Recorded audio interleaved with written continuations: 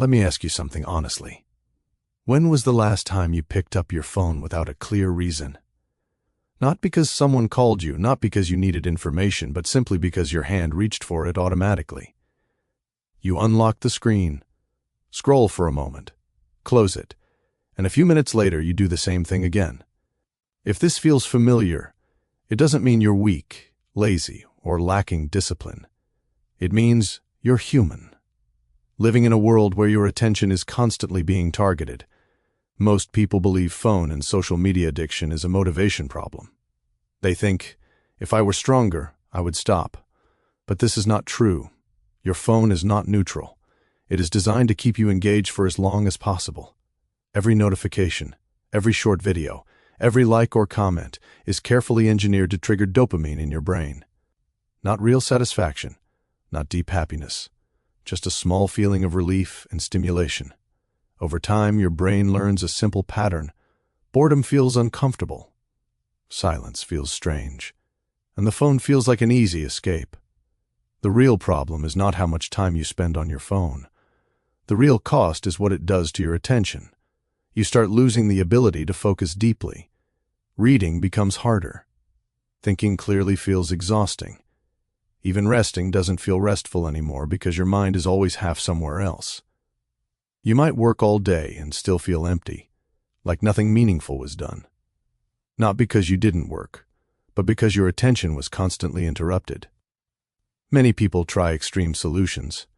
They delete all their apps, turn their phone black and white, or promise themselves that from tomorrow everything will change.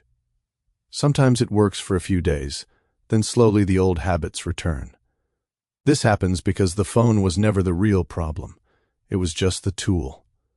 If your life feels stressful, overwhelming, or empty, your brain will always look for something to escape into. Remove the phone, and it will find something else. A realistic solution doesn't start with force. It starts with awareness and small changes. Instead of relying on willpower, create friction. Turn off notifications that don't matter. Remove social media apps from your home screen so they're not the first thing you see. Log out of apps so opening them requires a conscious decision. These small obstacles interrupt automatic behavior. At the same time, you need to replace, not just remove. If you scroll because you want to relax, give your brain another way to relax. A short walk, writing your thoughts down, listening to long-form audio, reading a few pages of a book. Not to be productive, not to optimize your life, but simply to be present. Habits don't disappear, they get replaced. Another important step is to stop seeing phone use as something you must completely avoid. Instead, give it a place. Decide when you will use social media and for how long. When behavior has structure, it loses its power over you.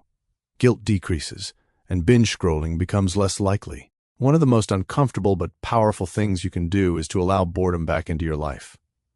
Sit without your phone even for a few minutes. Your mind will resist. You'll feel the urge to check something, anything. That discomfort is not a sign that something is wrong. It's a sign that your brain is healing its ability to focus. Boredom is where clarity slowly returns. You don't need to quit technology or live like a monk. You just need to stop letting algorithms decide how you spend your life.